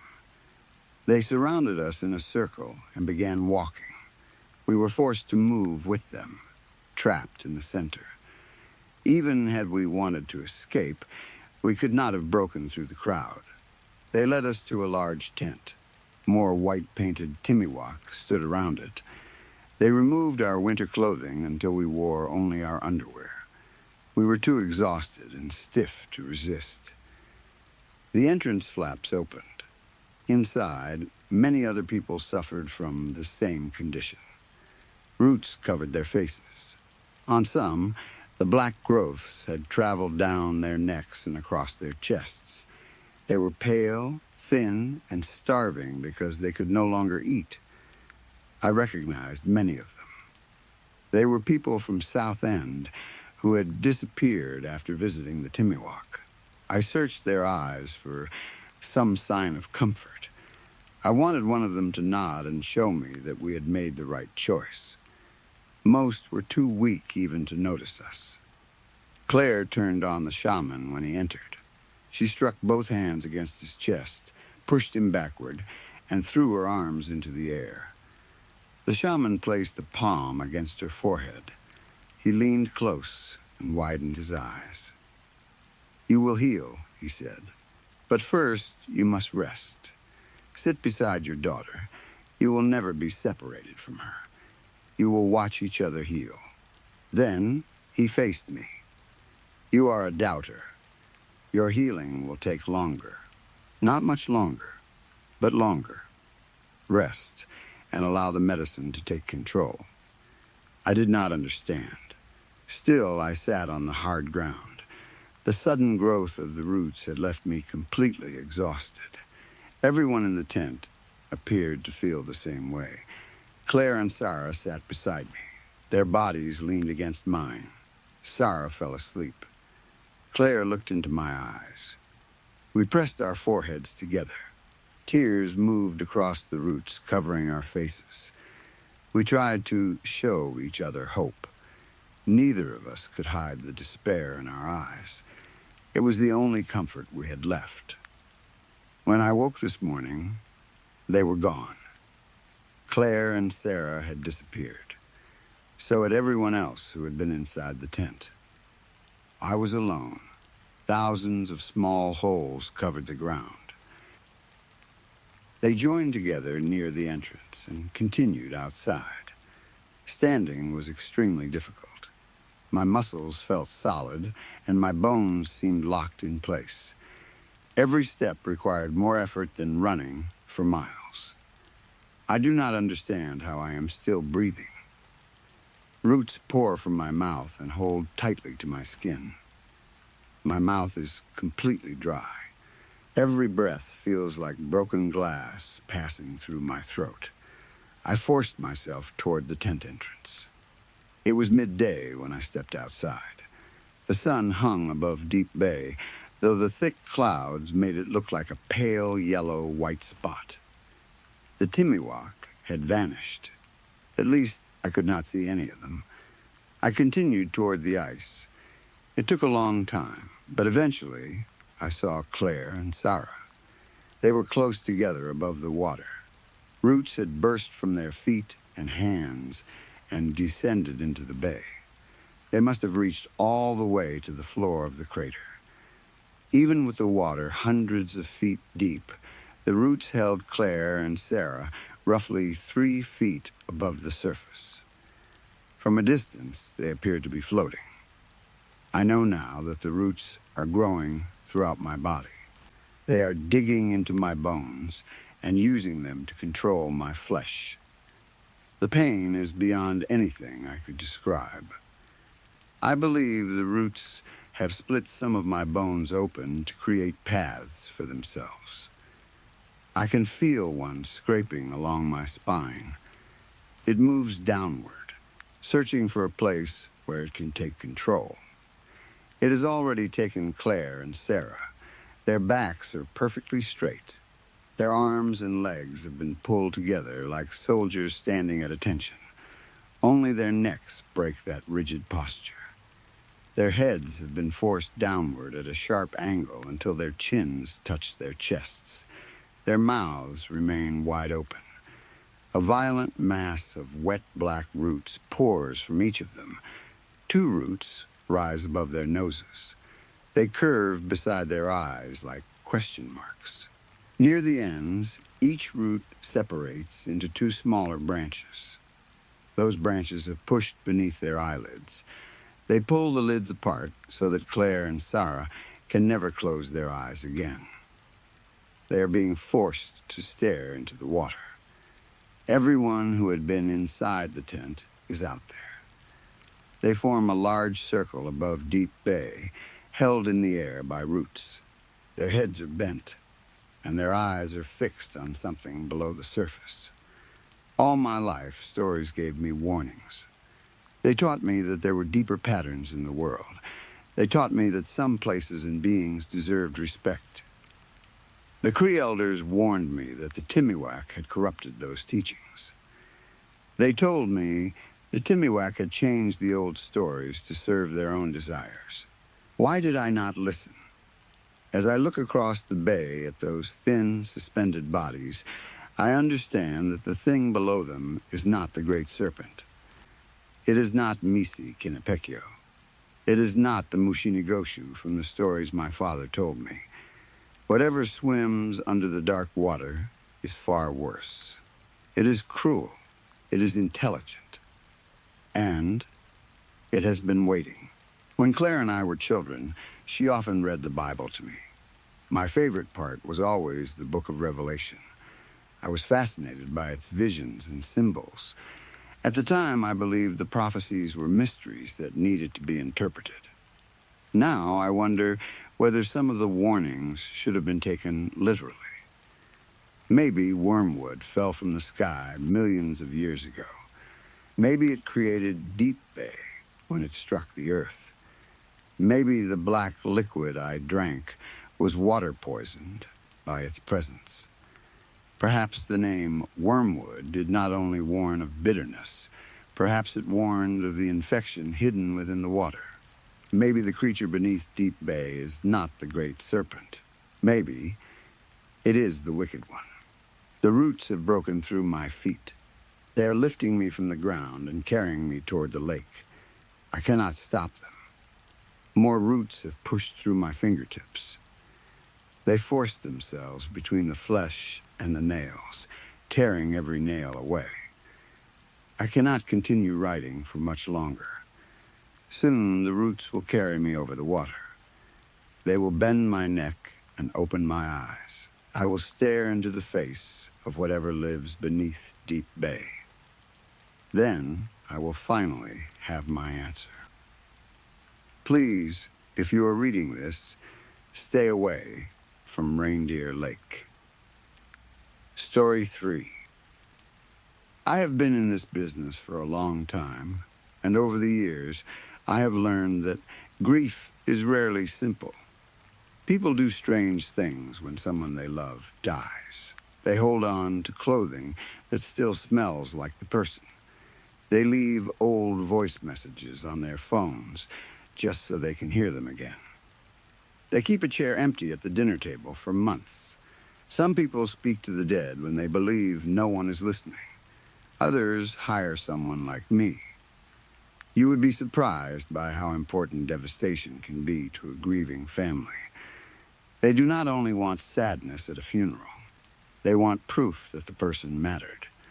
They want to look around the room and see people wiping their eyes. They want to hear broken voices, quiet sobbing, and the soft sound of tissues being pulled from boxes. They want the room to feel full of loss. That is where I come in. Most of my clients are relatives of the person who died. Usually it is a husband or wife who contacts me. Sometimes it is a mother who cannot bear the thought of her child being buried in front of empty chairs. Sometimes it is an adult son arranging a funeral for a father who spent most of his life pushing people away. Brothers and sisters have hired me too. Friends never do. I have thought about that many times, but I still do not know why. Maybe friends believe a funeral should be honest. Maybe they are too ashamed to pay someone to pretend. Family members are different. Family comes with duty, and duty has a way of becoming fear. When people hire me, it is usually because they are afraid no one will come. Maybe the person had no friends. Maybe they were difficult, cruel, or simply forgotten. Maybe they lived alone for too long. Sometimes the family does not tell me the reason. They just give me the time and place, explain where I should sit, and tell me how loudly they want me to cry. No one wants to see rows of empty seats at a funeral. Empty chairs tell a story no family wants to hear. They suggest the dead person was unloved. They suggest the world has already moved on. If the family cannot fill the seats, they can at least place someone in the back who appears to care. Sometimes I sit in the final row and cry quietly into a handkerchief. Sometimes I stand near the coffin and shake as though I can barely hold myself upright. I have been asked to whisper the dead person's name. I have been paid extra to collapse into a chair. Most of the time, though, a few soft sniffles are enough. I am not a psychologist. I do not understand exactly why my presence comforts anyone. The families know what I am. They know I am being paid. They know my tears are part of an agreement made days before the funeral. They know it is fake. Yet when I cry, something changes in the room. The real mourners begin to cry more openly. People who are holding their emotions inside suddenly allow them to come out. My sadness gives them permission to show their own.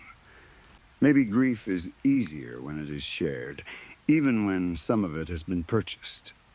Maybe people do not care where the tears come from, as long as the room does not feel empty.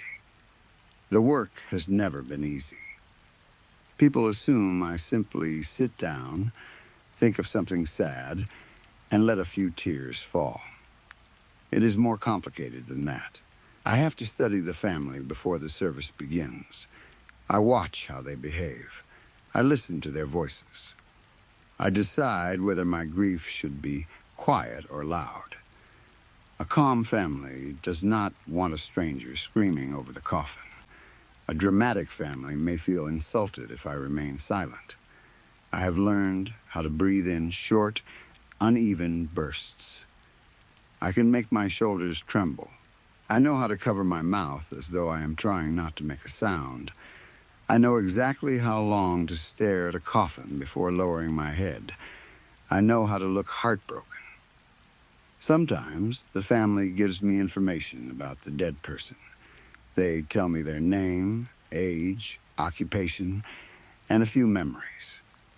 I use those details to imagine a connection. Other times, they give me nothing. On those jobs, the body is all I have.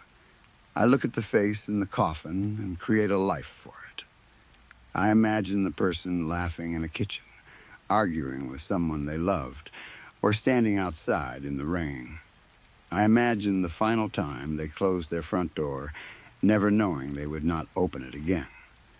That usually brings the tears. It takes a toll after a while. Once you have done this work long enough, it becomes difficult to tell what is real and what is fake. You no longer know whether you are crying because you were paid or because something inside you has actually broken. There have been funerals where I felt nothing, yet tears poured from my eyes the moment the service began. There have been others where I was supposed to cry softly, but I found myself struggling to breathe because the sadness felt too real. That is the strangest part. The dead people are strangers to me. They should be nothing more than names, faces, and paychecks. Yet somehow, after all these years, I remember them. I have seen hundreds of bodies. My rent has been paid by dead men and women. My food, electricity, and clothing all came from families who needed someone to grieve for them. Every month, another group of strangers covered my bills.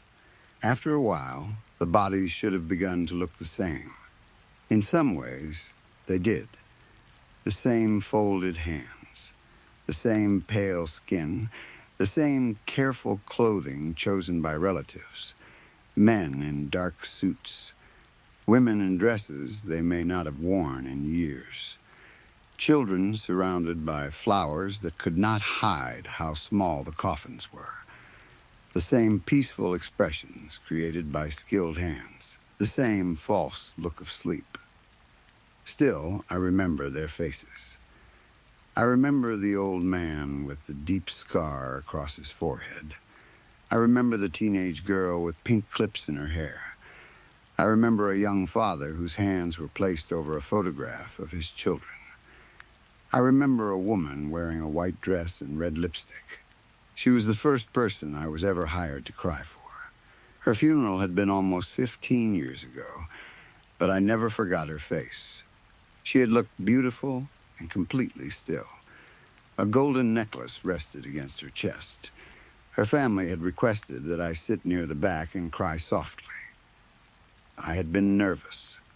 My hands shook before the service began. I worried that everyone would recognize me as a fraud. But when I saw the woman in the coffin, the tears came easily. I did not know her. I did not know how she died. I did not even know what kind of person she had been. Still, I cried for her. That funeral became the beginning of my career. Over the years, I cried for good people and terrible people.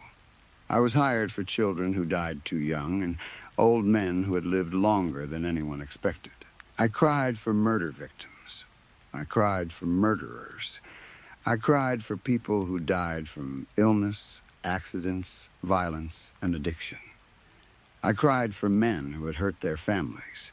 I cried for women who had abandoned their children. I cried for criminals whose relatives insisted they had been misunderstood. At first, I asked questions. Eventually, I stopped. My job was not to judge the dead. My job was to feel the silence they left behind. Still, their faces stayed with me. Sometimes I saw them in dreams. Sometimes I noticed them in crowds, only to realize I had mistaken a stranger for someone I had once seen inside a coffin. I told myself it was normal. Anyone who spent years looking at dead faces would begin to carry them around. My most recent job was different. Even now, I cannot remember how it began. I do not remember receiving a phone call. I do not remember reading an email or meeting with a family. I do not remember anyone giving me an address. I do not remember being paid. That should have worried me immediately. I never attended a funeral without discussing the details first. I needed to know what the family expected from me. I needed to know where to sit and how I should behave. But that day, I simply found myself inside a funeral home. I cannot remember driving there. One moment, there was nothing. The next, I was sitting in the final pew with my hands folded in my lap. A thick fog seemed to fill my mind. My thoughts moved slowly, and I had trouble focusing on anything around me. The room was dim. Tall candles burned along the walls, but their flames did not move. Dark curtains covered the windows. Rows of wooden pews stretched in front of me. Almost every seat was empty. At the front of the room stood a closed coffin. That was the first thing that felt wrong. In all my years of work, I had rarely attended a funeral where the coffin was closed. Even when a person had died violently, the family usually displayed a photograph or placed flowers over the lid. This coffin had nothing on it. No flowers, no photograph, no name. Just dark, polished wood and a silver handle. A small group of people stood around it with their backs toward me. They were dressed in black, and their heads were lowered. Their shoulders moved as they cried. I could not see their faces. I tried to remember the name of the person who had died, but nothing came to me. I could not remember the family's instructions either. The crying at the front of the room grew louder. Instinct took over. I straightened my back, lowered my head, and prepared myself. I thought of the closed coffin. I thought of loneliness. I thought of every funeral I had ever attended. I waited for the familiar pressure behind my eyes. Nothing happened. I squeezed my eyes shut. Still nothing. I imagined a child calling for a parent who would never answer. I imagined an old woman eating dinner alone. I thought of all the memories I usually use to create sadness. My eyes remained dry. I pressed my eyelids together so tightly that they began to hurt. My face twisted with the effort, but not a single tear came. At the front of the room, the family continued to sob. The sound grew louder. At first, it seemed to come from the people surrounding the coffin. Then, it spread through the room. I heard crying from the left, the right, and somewhere behind me. It sounded as though the walls themselves were grieving. The sobs became deeper and more violent. Some voices screamed. Others whispered. One person seemed to be choking on their own tears. The noise was everywhere. At the same time, the room felt completely silent. The sound entered my head without passing through my ears. It shook inside my skull, but the air around me remained still. That was when I noticed the woman. She stood at the end of the row across from me. I recognized her immediately. She was the first woman I had ever been hired to cry for.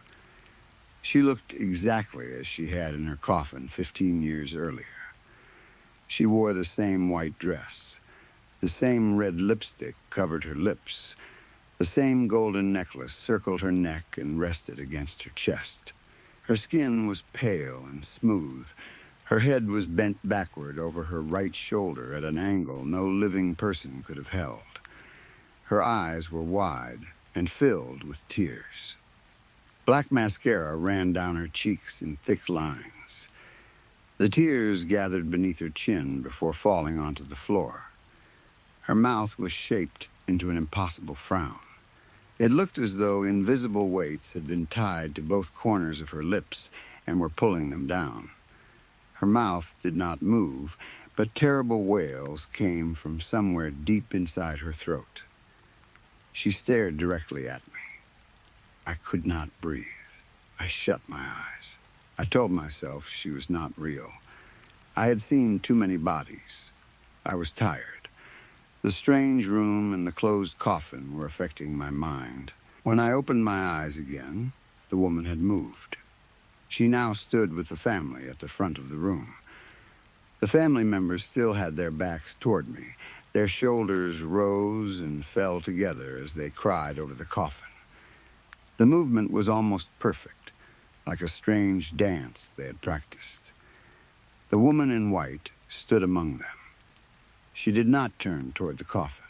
She continued staring at me. Tears poured from her eyes. Her impossible frown hung across her face. The sound of her grief shook the windows. I stood. My legs felt weak, but something pulled me forward. I stepped into the aisle and began walking toward the coffin. As soon as I took the first step, someone appeared in the empty pew beside me. It was an old man I had cried for years earlier. His face was gray. His hands rested on his knees. His head slowly turned to follow me. His mouth held the same terrible frown. I took another step. A woman appeared in the next row. Then another man. With every step I took, more people filled the empty seats. They appeared without sound. Women, men, children, the old and the young. People whose names I had forgotten.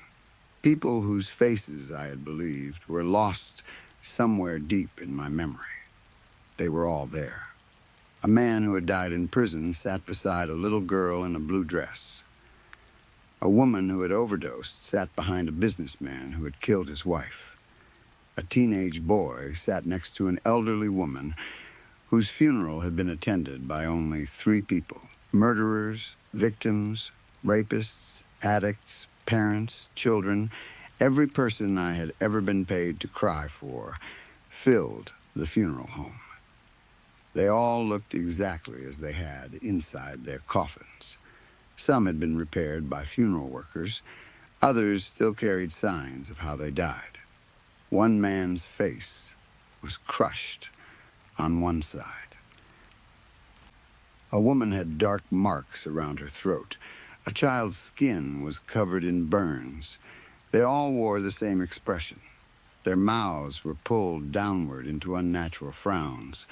Tears streamed from their eyes, but their faces did not move. Their wails filled the room. The windows rattled violently. The candles shook in their holders. The wooden floor trembled beneath my feet. Still, the room felt silent. I continued walking. I wanted to turn around, but my body no longer listened to me. Each step felt forced. It was as though invisible hands were pressing against my back. The closer I moved toward the coffin, the more clearly I could see the family standing around it. There were only 3 of them: a tall man, a shorter woman, and someone standing between them. Something about their shapes felt familiar. I did not want to know why. When I was only a few feet from the coffin, the crying stopped. Every voice disappeared at once. The windows became still. The family's shoulders stopped moving. The silence that followed was heavier than the noise. I looked around. Every dead face in the room was turned toward me. The woman in white stood near the coffin, tears still resting on her cheeks. Her mouth remained twisted into that impossible expression. Slowly, the 3 people at the front began to turn around. The woman turned first. It was my mother. She looked older than I remembered. Her hair was grayer, and deep lines surrounded her mouth. Her eyes were dry. She did not look sad. She looked tired. The man beside her turned next, my father. He stared at me with the same hard expression he had worn throughout most of my childhood. His jaw was tight. His eyes were empty. The final person turned around. My brother. The mischievous boy from my childhood was gone. He was a grown man now, but I still recognized him. He looked at me with a face that held no warmth. None of them cried. None of them spoke. Their faces were stern and disappointed. I tried to say their names. No sound came from my mouth. My father placed one hand on the coffin lid. He looked at me for several seconds. Then he opened it. The hinges made a long, low creak. He stepped aside and lifted one hand, inviting me to look inside. I already knew what I would see. The knowledge entered my mind before I reached the coffin. I tried to stop. I ordered my legs to remain still. My body moved anyway. One step, then another. The dead people watched from the pews. The woman in white tilted her head farther back, though it should not have been possible. My mother lowered her eyes. My brother looked away. I reached the coffin. The air above it was cold. My hands gripped the edge as I leaned forward. Inside lay a body. My body. I recognized the clothes first. I wore the same dark coat I had put on that morning. My hands were folded across my stomach. My skin was pale, and my lips had been carefully closed. There was a deep mark around my neck. The face looked peaceful, but it was mine. I stared down at myself. Memories returned in broken pieces. A dark road. Rain against the windshield. My phone ringing somewhere on the passenger seat. Headlights coming toward me. The sound of metal crushing. Glass breaking. Then, darkness. I had not been hired for this funeral. I had not arrived there to work. I was the reason everyone had gathered. This was my funeral. The three people standing around the coffin were not a client's family. They were mine, my mother, my father, my brother.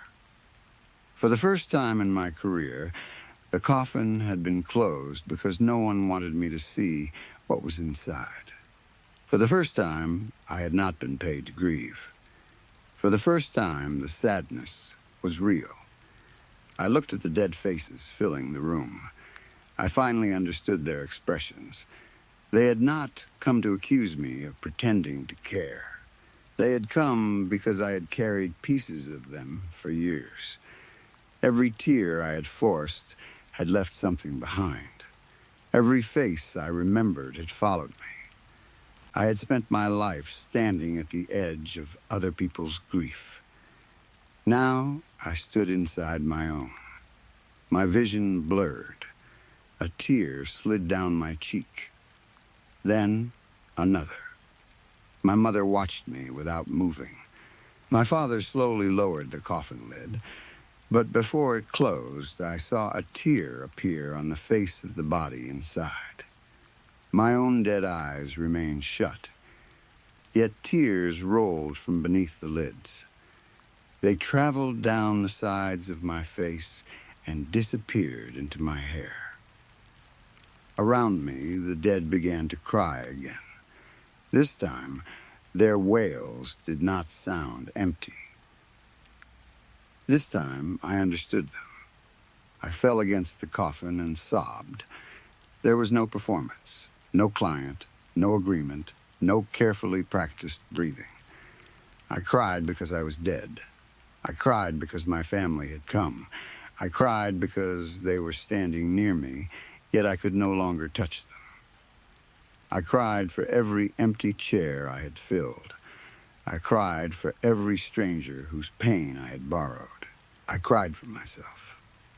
And for the first time in my life, my tears fell onto my own face.